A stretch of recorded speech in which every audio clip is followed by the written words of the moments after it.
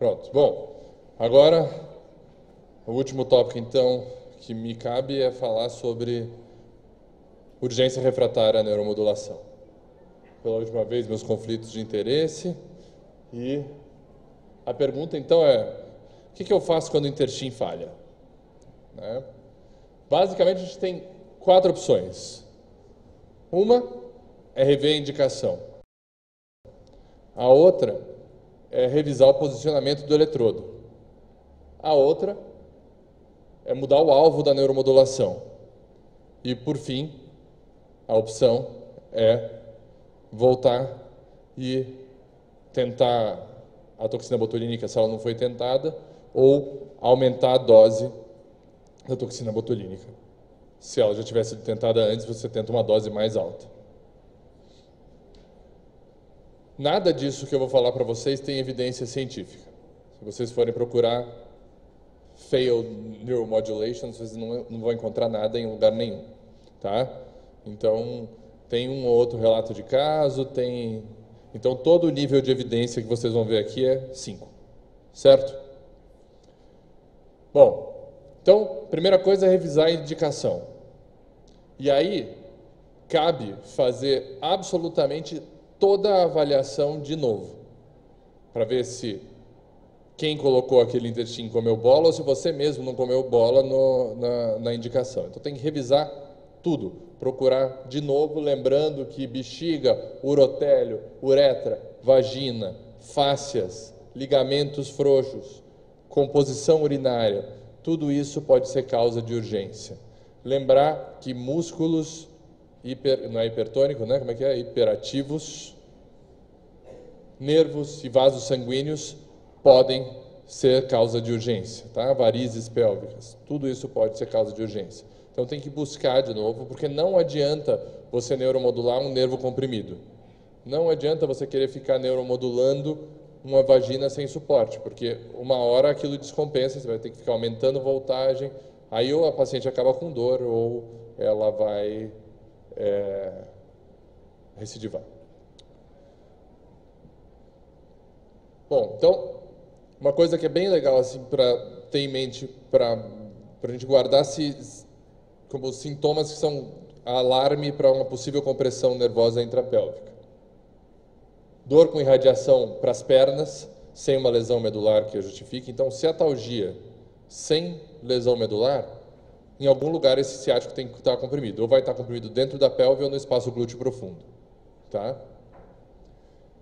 Tenesmo ou disquesia. Então, tenesmo, a paciente fala que ela tem desejo de urinar ou de evacuar, vai até o vaso e não acontece nada, não sai nada.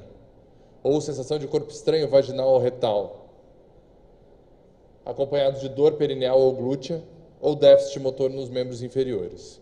Tudo isso é sugestivo de acometimento do plexo sacral intrapélvico.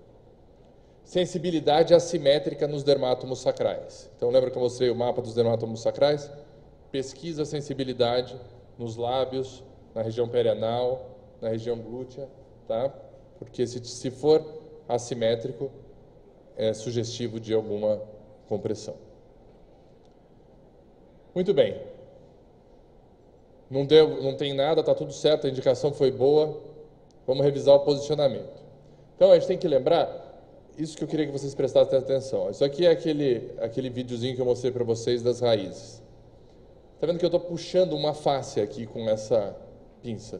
E a raiz, ela tem esse trajeto aqui. Então, o que a gente espera é que o eletrodo entre por aqui, entre a face e a raiz, e vá seguindo a raiz para fora. Tá? Então, o formato o posicionamento dos polos na radioscopia ou no raio-x tem que ser desse jeito. Olha, vindo para fora, seguindo o piriforme. Quando você olha lateralmente, o que acontece essas aqui, como é uma projeção na chapa, essas aqui vão parecer que estão mais longe do que essas daqui, tá vendo? Uma da outra. Exatamente porque elas estão vindo na nossa direção. Então, à medida que ela vai fazendo a curva para cá, a distância vai diminuindo e os polos vão encurtando também um pouquinho, porque eles estão olhando para a gente. e nós vamos procurar a resposta. A boa resposta é o seguinte: com a estimulação de S3, o que a gente vai ver é aquela sucção do períneo que eu mostrei para vocês no outro filme, e flexão plantar do hálux. E a paciente vai referir ao paciente que vai sentir uma tração do reto com irradiação para o escroto e para os grandes lábios na mulher. Então, quando você pega um eletrodo, esse aqui está reto, tá vendo que a distância está igual e ele está um pouquinho mais, ele está perpendicular ao osso e não descendo para cá. Então, nessas situações, a gente tem que reposicionar o eletrodo. Ele tem que ter uma resposta boa nos quatro polos. Bom, não deu certo. Não é posicionamento o problema. Então, você muda o alvo da neuromodulação. E a ação que tem é o pudendo. Olha, isso é bem interessante. Eles pegaram só pacientes que tinham falhado a neuromodulação sacral e fizeram a neuromodulação pudenda.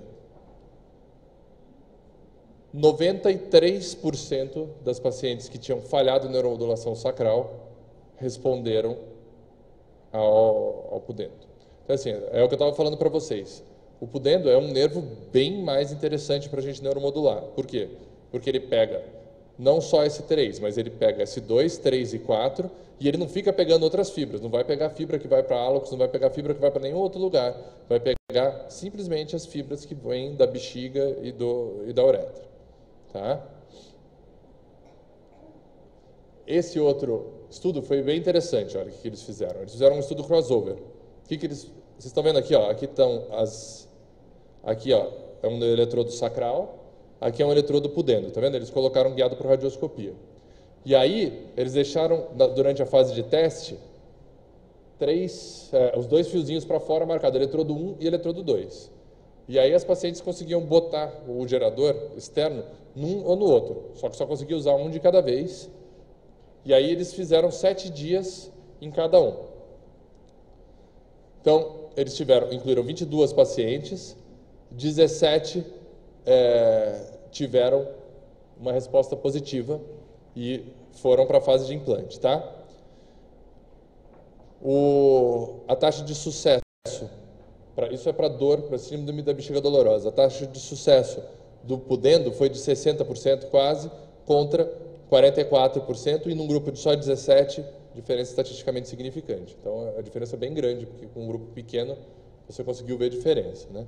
E se você olha isso em números e num gráfico, fica bem mais evidente tudo. Olha, isso daqui é número de episódios de incontinência por dia, antes da implantação, durante o período da fase de teste, com 1 mês, 3 meses e 6 meses. Isso aqui é S3, isso aqui é pudendo. No pudendo você claramente vê uma melhora. Com a estimulação sacral dá uma dúvida. Aqui, ó, número de micções por dia. O rosinho é o pudendo e o verde é o sacral. Claramente claramente não, mas é uma tendência de pudendo menor número de micções. E olha aqui, isso daqui é o volume residual. Então, o volume urinado, ou seja, a capacidade vesical da paciente. Claramente, o pudendo dá uma resposta mais duradoura, né? Porque ele sobe e mantém. E o sacral vai perdendo eficácia ao longo do tempo.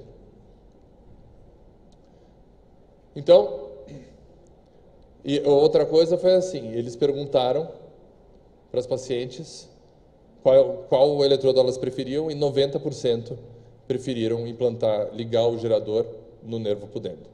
Tá? Então, realmente é um alvo, aquele lá o estudo mostrando só com falha de sacral, e isso daqui é comparando os dois, e realmente resultados bem superiores no pudendo comparado com o sacral. E aí, se falhou o nervo pudendo, a terceira opção é a toxina botulínica. Então, você injeta em 20 a 30 pontos na bexiga.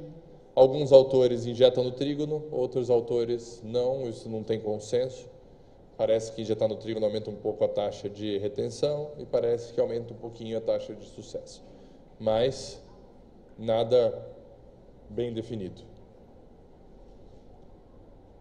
Bom, era isso daí. Pela última vez eu gostaria de lembrar vocês da